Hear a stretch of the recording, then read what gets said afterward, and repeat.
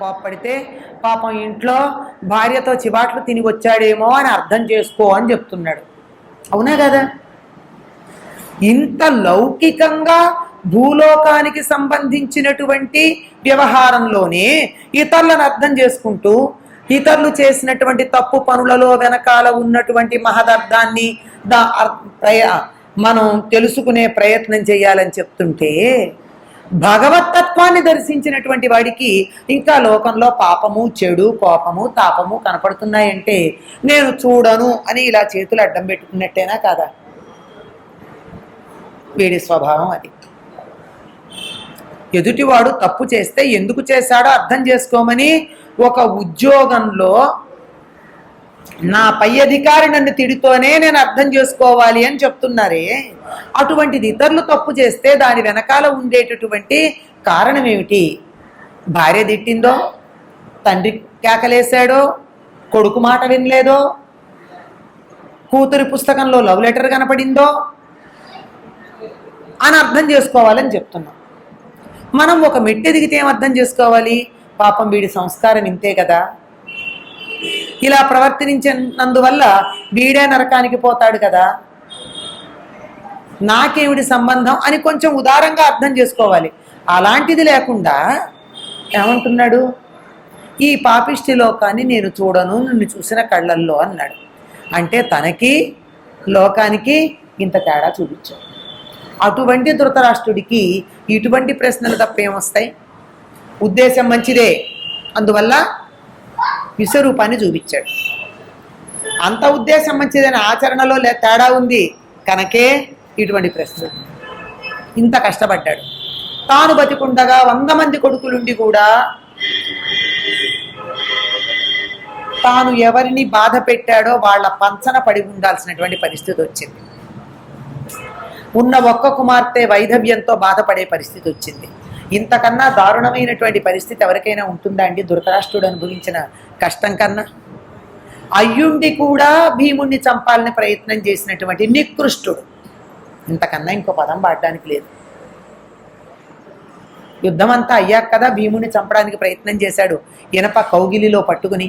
అందుకే మనకి ధృతరాష్ట్రుడి కౌగిలి అనేటటువంటి మాట లోకంలో వ్యాప్తి చెందింది. కనుకే ఆ ఉద్దేశం మంచిదైనా ఆచరణ దగ్గరికి వచ్చేటప్పటికీ ఇంత తేడా వచ్చేస్తోంది. అందువల్ల ఇవన్నీ చెప్పు కానీ తెలుసుకునే ఉద్దేశం లేదు. ఇవన్నీ కాదు నాకు, ఇవేవి లేనటువంటి కామ్యకర్మలు కానటువంటి దాన్ని కూడా చెప్పమన్నాడు. చెప్పమంటే దానికి చెప్తున్నారు. ఎట్లా అడిగితే మంచి విషయం అడిగారు కదా. ఎదుటి వాళ్ళల్లో దోషం చూడడం అన్నది ఆధ్యాత్మిక మార్గంలో నడుస్తున్న వాళ్ళకి అడ్డంకి అవుతుందండి. నువ్వు చేసింది తప్పు అంటే తప్పేమిటో నాకు తెలియాలిగా.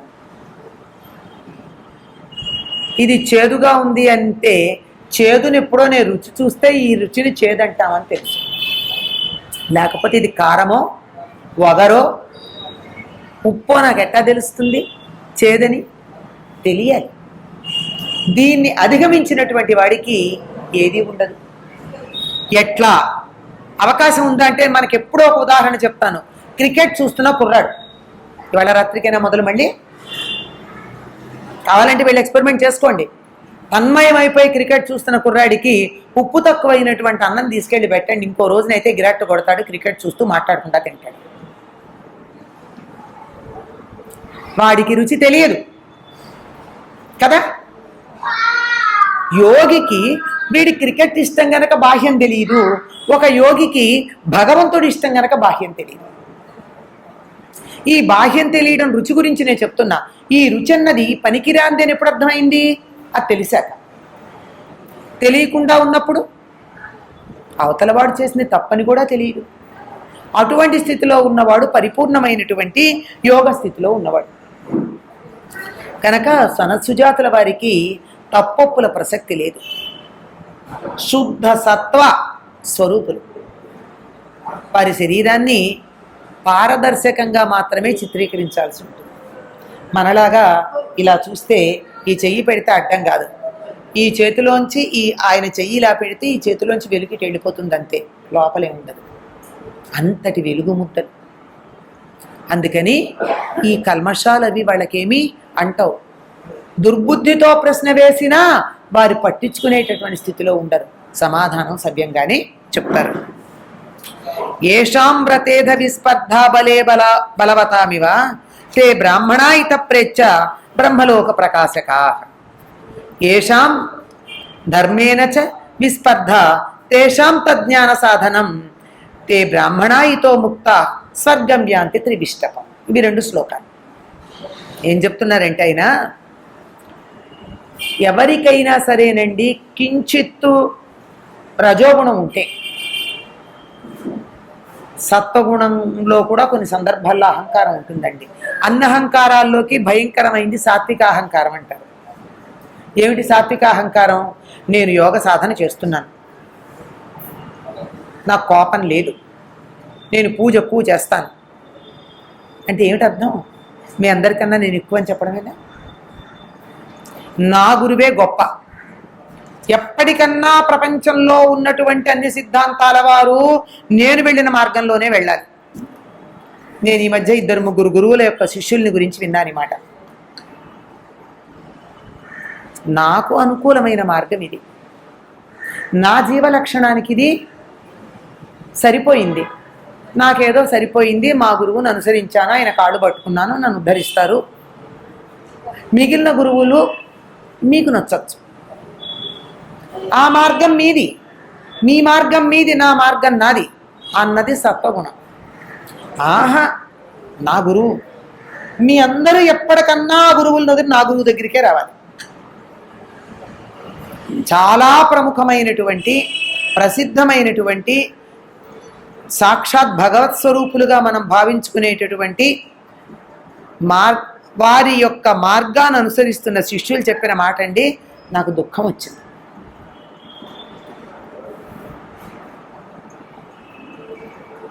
ఎందుకు? ఇది సాత్విక అహంకారం. తామసిక అహంకారం అన్నా జయించచ్చుట, రాజసిక అహంకారం అన్నా జయించచ్చుట. ఈ సాత్విక అహంకారం ఉందే, ఇది అహంకారంలాగా కనపడని అహంకారమేమో, దీన్ని జయించడం చాలా కష్టం.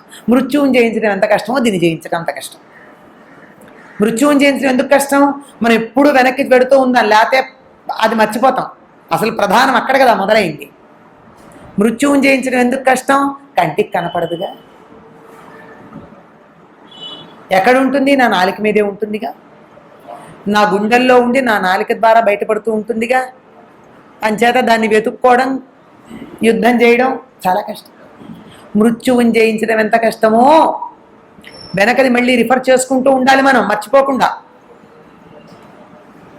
సాత్విక అహంకారం జయించడం అంత కష్టం. ఈ సాత్విక అహంకారం కావచ్చు, లేదా రజోగుణం కావచ్చు, ఏమవుతుందంటే ఈ రంగంలో ఉన్న వాళ్ళని గెలవాలన్న కోరిక ఉంటుంది. ఈ గెలుపు అనే కోరిక ఎప్పుడూ రజోగుణానికి సంబంధించింది. రజోగుణం ఉంటేనే గెలవాలని కోరిక, తమోగుణం ఉంటే గెలవడం కాదు, అవతల వాడిని నాశనం చేయాలన్న కోరిక.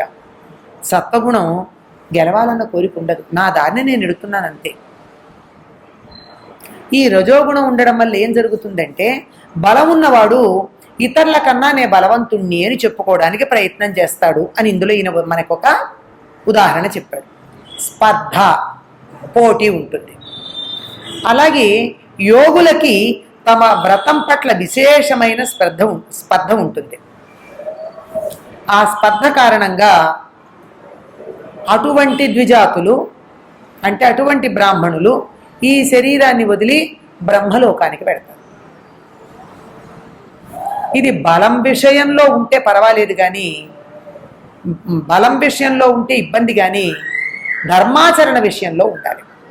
స్పర్ధ అని చెప్పడానికి కూడా వీల్లేదు, కానీ ఈయన ఆ పదమే వాడారు. స్పర్ధ ఉండాలి. నువ్వు బాగా ధర్మాచరణ చేస్తున్నావా, నేను బాగా ధర్మాచరణ చేస్తున్నాను, ఇతరులందరికన్నా నేనే అధికంగా ధర్మ మార్గంలో ఉన్నాను అని చెప్పడానికి ఇది కొంచెం ఇబ్బందిగానే ఉంటుంది. నిజానికి ఇది కూడా ఉండకూడదు. ఇది ఉన్నవాళ్ళు బ్రహ్మలోకానికి ఈ శరీరం వదిలి బ్రహ్మలోకానికి వెడతారు. ఆ పైన వెళ్ళడం కష్టమండోయ్, అక్కడ కూడా సాధన చేయాలి. మనకి ఈ గ్రంథాలన్నింటిలోనూ ఈ శాస్త్రాలన్నింటిలోనూ చెప్పినటువంటి మార్గం వల్ల ఎక్కడి దాకా వెళ్ళడానికి వీలుంటుంది అంటే బ్రహ్మలోకం దాకా మాత్రమే ఉంటుంది. ఆ తర్వాత ఎక్కడ చెప్పబడలే. బ్రహ్మలోకం అదే పరమార్థం కాదు కదా, దానికన్నా పైన కూడా మరొకటి ఉంటుంది. ఇది ఈ స్పర్ధ ఆధ్యాత్మిక మార్గంలో ఉండేటటువంటి స్పర్ధ. వేదం కూడా ఏం చెప్తోంది అంటే బ్రహ్మణ సహతే సర్వే సంప్రాప్తే ప్రతి సంచరే పరస్యాంతే కృతౌతాత్మానః ప్రవిశంతి పరమం పదం. బ్రహ్మ అన్నటువంటి పదానికి బ్రహ్మము అంటే తపస్సు, జ్ఞానం. జ్ఞాన మార్గంలో సంచరించేవాడిని బ్రహ్మచారి అంటారు. తపస్సు చేసేటటువంటి వాడిని కూడా బ్రహ్మచారి అనే పదంతోనే మనం పిలవడం జరుగుతుంది. ఈ బ్రహ్మచర్యంలో అంటే యోగ సాధనలో లేక తపస్సులో లేక జ్ఞాన సముపార్జనలో ఎవరికైతే పరమమైన నిష్ఠ ఉండి ఆ నిష్ఠతో ఆ వ్రతాన్ని యోగ సాధన మొదలైనటువంటి దాన్ని వ్రతంగా నిష్ఠగా ఆచరిస్తారు. వ్రతము అన్నటువంటి పదానికి కూడా ఏదో గుళ్ళో కూర్చుని పూజ చేయడం లాంటి అర్థం కాదండి. వ్రతము అంటే వర్తనము, మన ప్రవర్తనలో మార్పు రావాలి. మనం ఏ రకంగా ప్రవర్తిస్తామో ఆ ప్రవర్తనలో మార్పు వచ్చేట్టుగా చేసేదాన్నే వ్రతం అంటారు. అంతేగాని పీటల మీద కూర్చుని ఎవరైనా ఫోన్ చేస్తే నేను ఇంట్లో లేనని చెప్పు అని చెప్పి సత్యనారాయణ వ్రతం చేస్తే అది ఫలితం ఇయ్యదు. ఎందుకండి నేను నెల నెలా చేస్తాను ఫలితం రావట్లేదు ఏమిటి అంటే, నువ్వు సత్యనారాయణ వ్రతాన్ని క్యాసెట్లో పెట్టి ఎంత ఫలితం ఉంటుందో నువ్వు అక్కడ అబద్ధం ఆడుతూ చేస్తే అంతే పుణ్యం ఉంటుంది. జీవితంలో ఒక్కసారి చేసినా చాలండి. ఎప్పుడైతే ఒక్కసారి మనం చేశామో సత్యం మాత్రమే నేను ఆచరిస్తాను అని చెప్పే వ్రతం ఏదైతే చేస్తామో అది సత్యనారాయణ వ్రతం. సత్యమునందు ఉన్నటువంటి నారాయణుని యొక్క వ్రతం అండి సత్యనారాయణ వ్రతం. అందులో ఉండే 5 అధ్యాయాల్లో 4 వర్ణాల వారు అసత్యం ఆడినప్పుడు పొందిన ఫలితం, సత్యం పలికితే వచ్చిన ఫలితం కథలే కదా ఉంది. అబద్ధం ఆడితే కష్టపడ్డారు. స్వామికి కోపం వచ్చిందా? స్వామికి కాదు కోపం వచ్చింది, మనం అసత్యం ఆడినటువంటి దానివల్ల ధర్మానికి హాని కలిగి మనకి ఇబ్బంది కలిగింది. దాన్ని సత్యం పలికినప్పుడు ఫలితం వచ్చింది. కనుక వ్రతము అంటే మన ప్రవర్తనలో మార్పు రావడమే వ్రతం. ఇది నా వ్రతం అండి అంటారు కొంతమంది.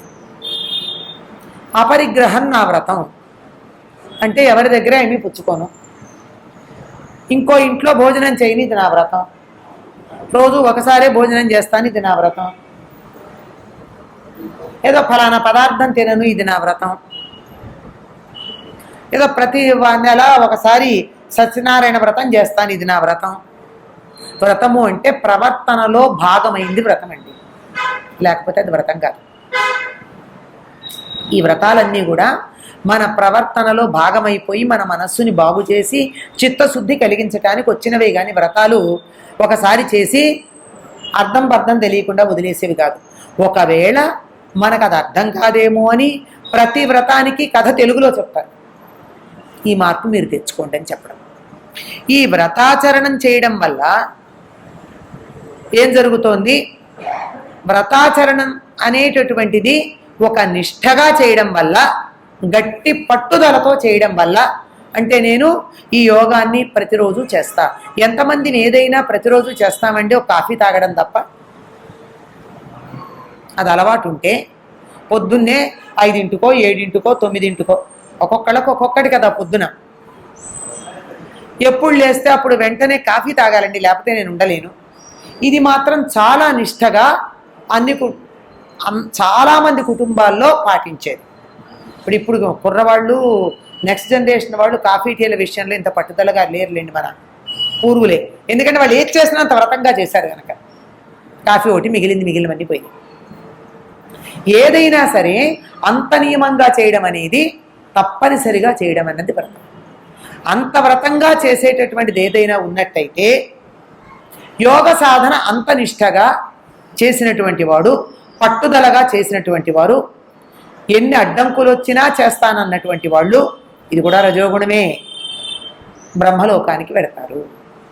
దీనికి ఉదాహరణగా విశ్వామిత్రుడు లాంటి ఋషుల గురించి చెప్తాం. మిగిలిన ఋషులు ఎవ్వరూ కూడా ఇంతగా పట్టుదలగా చేయడం, ఇంతగా విఘ్నాలు కలగడం, అంటే ఇంద్రుడే విఘ్నాలు కలిగించి దెబ్బతిండడం, మళ్ళీ పట్టుదలగా వచ్చి చేయడం లాంటివి ఒక్క విశ్వామిత్రుడి విషయంలోనే మనకి కనపడుతూ ఉంటుంది. ఎలా కనపడుతోంది అంటే వశిష్ఠుడి కన్నా తాను తపస్సులో అధికంగా ఉండాలి అనేటటువంటి పోటీ పెట్టుకున్నాడు విశ్వామిత్రుడు. స్పర్ధ అంటే పోటీ. ఈ పోటీ మనస్తత్వంతో చేసి నియమపాలన చేయడం వల్ల తప్పనిసరిగా బ్రహ్మలోకాన్ని ప్రవేశిస్తారు. ఈ అడ్డంకులు కూడా దాటిన తర్వాత బ్రహ్మలోకాన్ని ప్రవేశిస్తారు. అందుకే బ్రహ్మర్షి అవగలిగాడు. అయితే ఇంత విశ్వామిత్రుడు లాంటి వాడు పోటీతో చేసినా చిట్ట చివరికి ఏం జరిగింది? ఈ వ్రతాచరణ, తపస్సులు, పూజలు ఇవన్నీ దేనికి దారి తీస్తాయని చెప్పుకున్నాం? చిత్తశుద్ధికి దారి తీస్తాయి, మనని సంస్కరిస్తాయి, మనలో ఉన్న లోట్లు పనికిరానివి ఒక్కొక్కటి పోగొడతాయి. కామ, క్రోధ, లోభ, మోహ, మత, మాత్సర్యాలు పోగొడతాయి. విశ్వామిత్రుడి చరిత్ర చూసినట్టయితే మొట్టమొదట మేనక వల్ల కామం, ఆ తరువాత విశ్వామిత్రుడి మీద క్రోధం, ఆ తరువాత పట్టుదల, అహంకారం వల్ల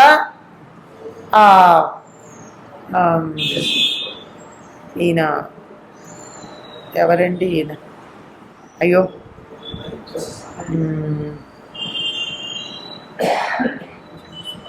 ఆ పిల్లాడి పేరు మర్చిపోయాం, త్రిశంకు.